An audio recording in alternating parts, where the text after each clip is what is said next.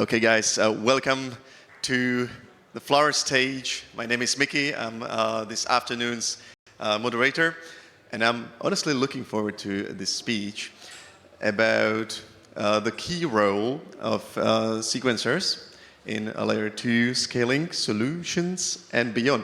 Well, honestly, as you see, I don't know much about the topic yet, and that's why I'm here. So I'm really looking forward to the talk. So please welcome Victor Munoz. Thanks.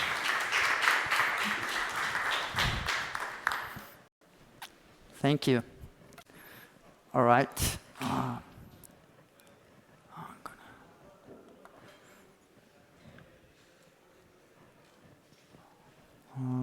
Let me see here.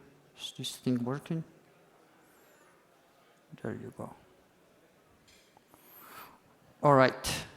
Thank you for giving me this opportunity to give this talk. My name is Victor Munoz. I'm a developer advocate at Metis L2.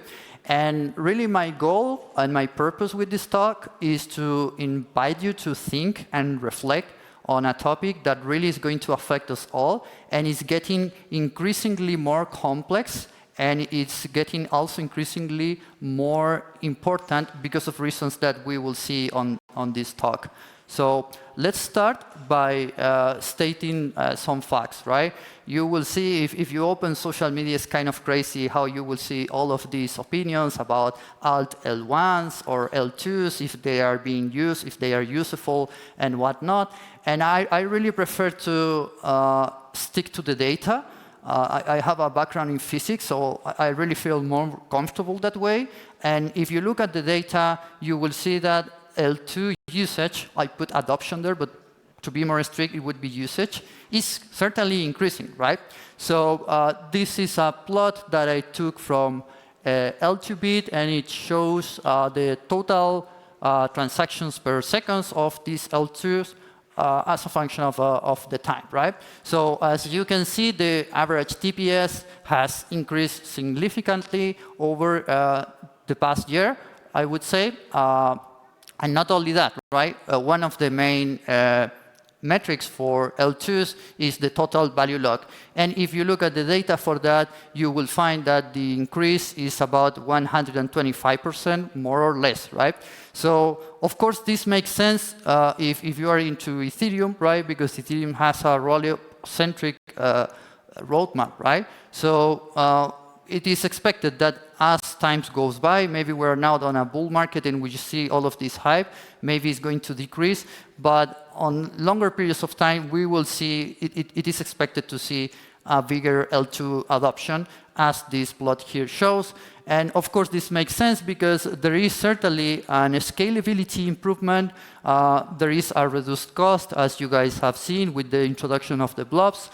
And you can opt for you're going to have security maintenance from the L1, right? Now, something that you probably have seen in social media or in other talks is that sequencers are kind of like this key piece on every L2.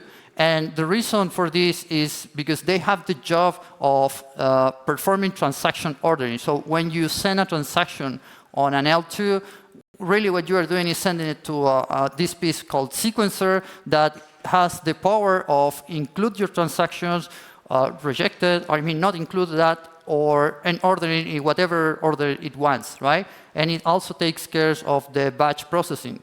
So a lot of the discussion, if you check out the literature and other talks, will be focused on centralization versus decentralization. And you will see a lot of people saying like, oh yeah, we have to work towards decentralizing the sequencer and whatnot, and what are the steps that we are taking.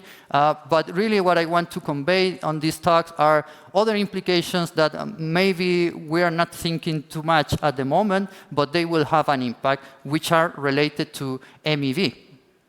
So, like I mentioned before, when you send a transaction on an L2, really what you're doing is sending this to the sequencer, right? So the sequencer will get a transaction from everywhere, and it will sequence that in the order it wants, right? Most L2s have a centralized sequencer, meaning that they control how what they can include and what not, right? And the thing is that it's not only about the order of these transactions, but mostly, for my point of view, it's about the value that you can extract by doing so, right? So MEV stands for maximum valuable extractable, and maximal extractable value, and essentially consists on people trying to make money by leveraging front-running transactions, right? And things like that. So if you think about it, when you have a centralized sequencer, not only you have full control of how you order these transactions, but you have full control of the MEV. And this is something that I think is like the next generation of discussions that we need to have. Because right now, I would say that there is general consensus about the risk of having a centralized sequencer, and that we need a progressive decentralization of these sequencers, right? But what happens with MEV? Do we want it? Do we not want it? What are the policies, and what should we be demanding as a community, right, from all of these L2s? Now, there is a variety of L2 sequencers. If you look at it, at the literature, you will find that there are 3 main classifications. And I just based here some of the features that you will commonly see. So essentially, we have centralized sequencers. We have decentralized sequencers, which essentially what they do is try to replace this centralized party by another network of sequencers. And you have shared sequencers, in which essentially what you have is a network of sequencers that are serving multiple rollups for ordering these transactions. And of course, there are some common things that you can say when you look at the literature. One of them is that, of course, centralized sequencers, they should be more efficient, right?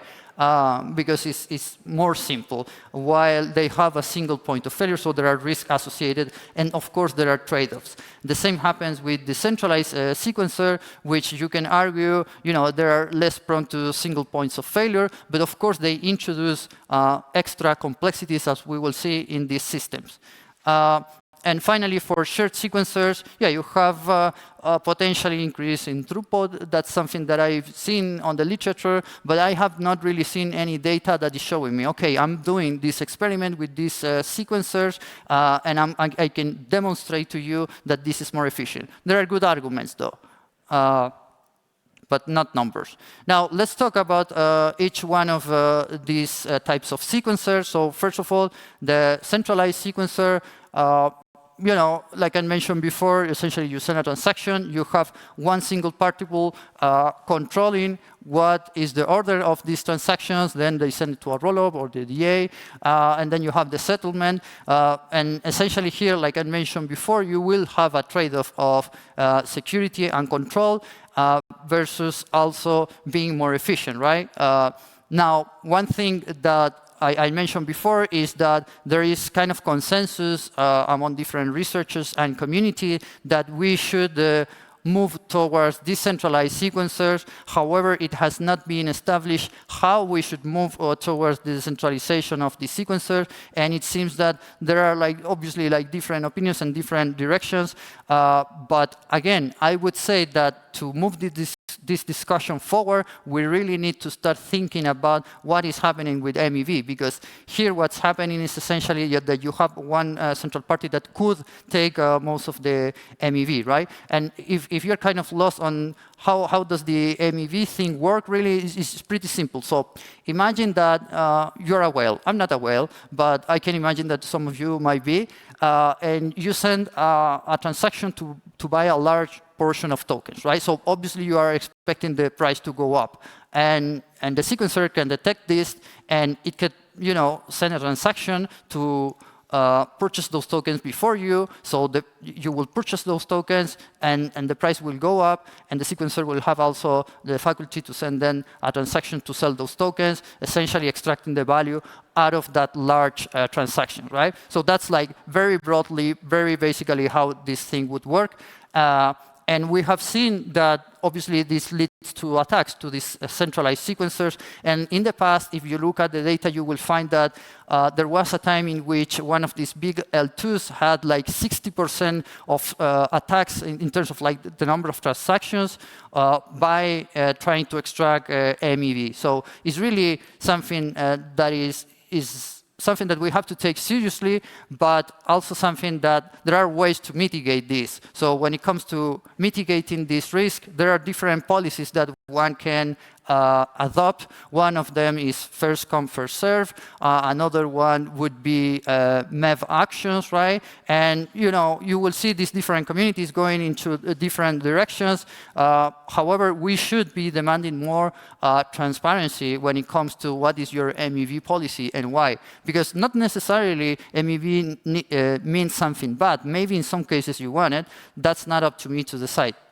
Now, let's move into decentralized sequencers. So decentralized sequencer, they have trade-offs, just like a centralized sequencer, right? So here you, like I mentioned before, you are replacing one single node by a network, but things get complicated. This is what this diagram here is trying to communicate. I am not going to go over like kind of the details of what happens, which it steps once you send a transaction. This is a diagram, by the way, for the Metis L2. It's also not my purpose here to chill Metis in any way. It's just to illustrate that things get complicated quite easily, and that's actually one of the reasons why you have not seen this sharp transition from centralization to decentralization of the sequencer, right?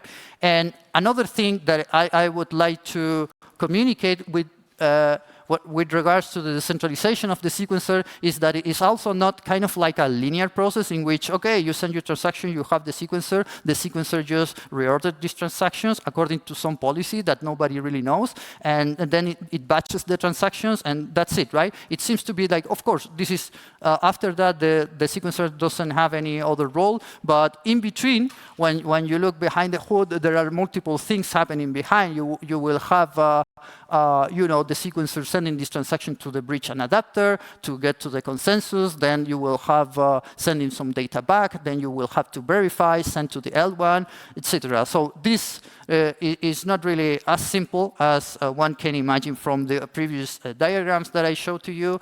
But here, really, what happens with MEV, I would say, is still an open question, right? So we can talk about that later if you want, but now I would like to move forward towards talking about shared sequencer. So shared sequencers, I've seen in the literature that they are gaining quite some popularity. So what is the basic idea behind this shared sequencer? So here you will have one network of sequencers, so it's a blockchain essentially, that serves multiple rollups. So these rollups will connect somehow with this sequencer network. This sequencer network will have a specific policy about what is their MEV, MEV policy, and they will just make sure that the transactions get ordered in a certain way, right? And that's pretty much it. What they do, right? Then they batch the transactions and send it to the data availability layer, right? There are multiple examples and variation of these architectures. Is not really the goal of this talk, like I mentioned. But what I do want to stress here is that, okay, it seems that this seems more efficient than having a decentralized sequencer, right? Because you have a network, it's decentralized, it is serving multiple rollups instead of just one, right? And because if it's serving these multiple rollups, you can think also about doing things with interoperability, right? You have now connections between these rollups through this, at least through this shared sequencer. However, you are posing some risk in the sense that your rollup, your L2 now, has given up all of the sovereignty of the transaction ordering to an external party, right? I don't know if everybody wants to do that, and I don't know what happens when the party here involved, this shared sequencer network, decides to change their policy towards MEV, for instance. I have never seen any article discussing that. Maybe there are, but certainly it's something that we should be concerned about. So yeah. I'm getting to the end of my short presentation here, and I just wanted to leave you with some thoughts about what could be the potential future of sequencers in layer 2 solutions. So first of all, we have seen that there is this tendency to going towards decentralization of the sequencers. It is not really clear how yet, like how are we going to get there? It seems that this shared sequencer seems to be a nice option for many, despite the risk that I just described before. But one thing that I would like to see more and more is clarity when it comes to not only decentralization of these sequencers, but also the governance, right?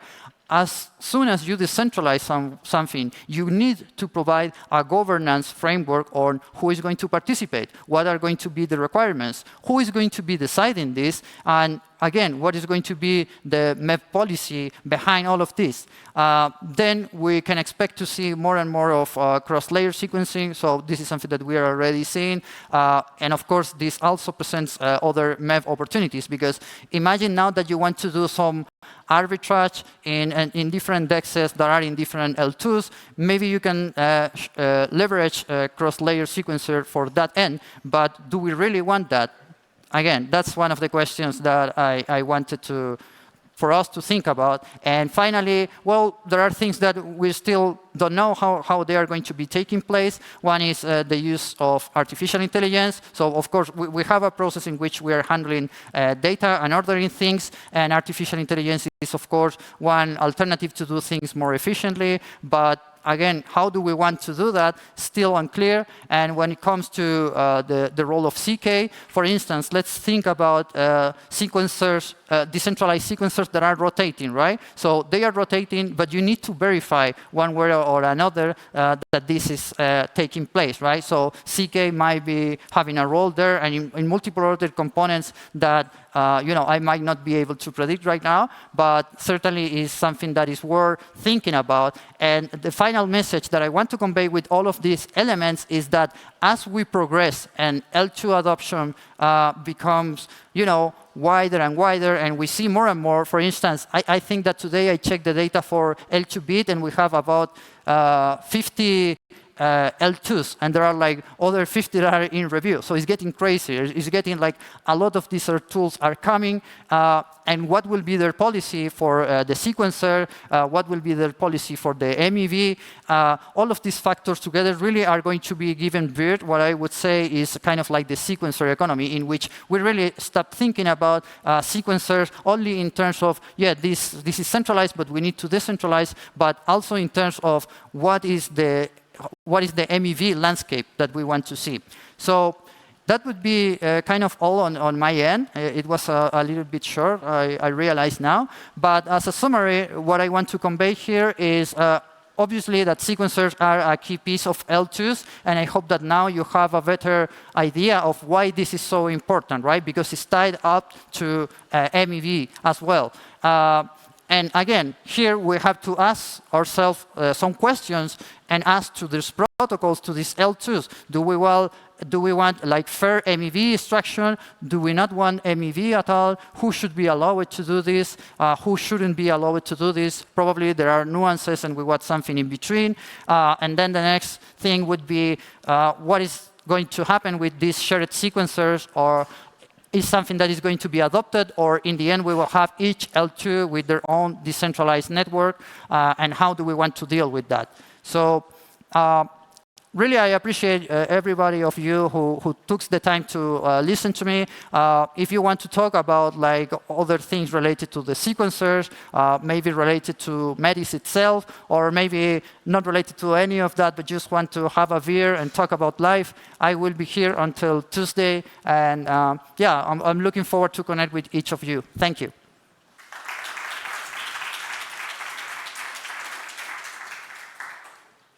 I see a question over there. Yeah, question. Great. So I have one question, probably harsh questions regarding the censorship attack. Like, for example, suppose there's a Tornado cache that is deployed on one layer 2, and how would the sequencer deal with the transactions that interact with the, for example, Tornado cache contract on layer 2? The question is about, okay, I understood the part of... The censorship attack. Perfect, perfect, Yeah, great. On the layer 2 like contract, like Tornado Yeah, Cash. yeah, that's a great question. So I forgot to mention that, by the way. But essentially, there are multiple ways in which they can deal with censorship resistance. For instance, when you go to the shared sequencer, if you have your L2 and you commit to that, you lose your sovereignty and you lose any right to do any kind of censorship or deal with that. Like, you just leave that word to the decentralized network, but if you're dealing with a centralized sequencer, then you have more possibilities to deal with that. And we have seen actually in the documentation of some of these L2s, they have like ways in which you can bypass the sequencer if it gets stalled, right? So you can essentially find ways in which you can send the transaction directly to the L2. Like forced execution? Yeah. Okay.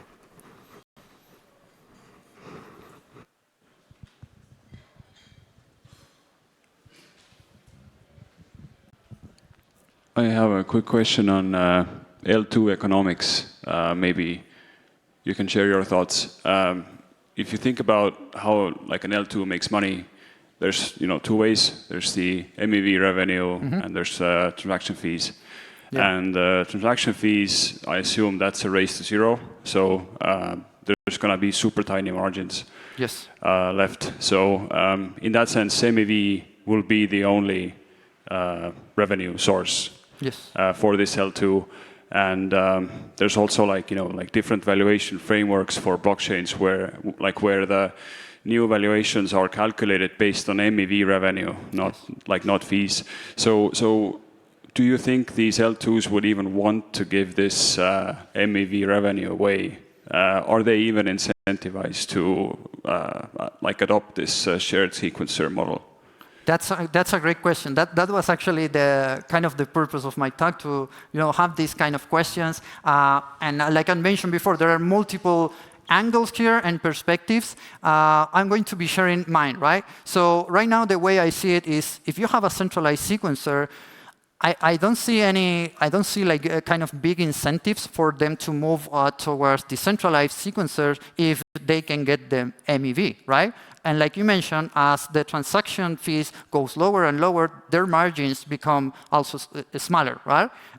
So I don't think they have big incentives for that, and that's one of the reasons why I think we should really start demanding to have some clarity on what is your MEP policy, because it makes sense for some cases to actually want that under certain conditions. As long as it doesn't damage the network in some ways, maybe it's a free market and you can roll with it. And when it comes to like the more decentralized aspect, think about, for instance, on Metis. On Metis, what we did is to decentralize this.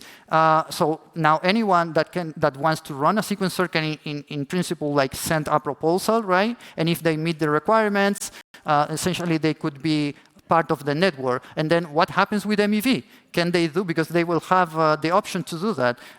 Can they do that? Can they not do that?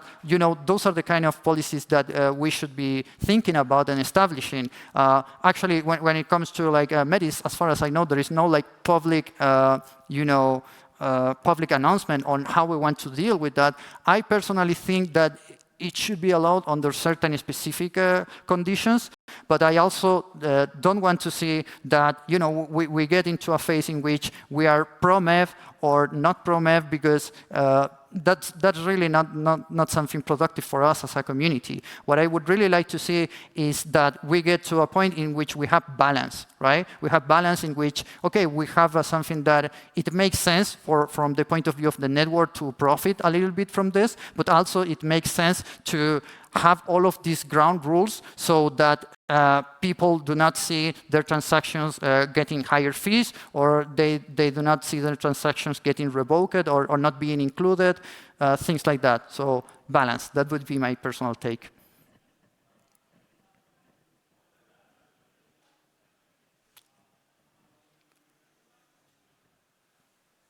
So good? All right.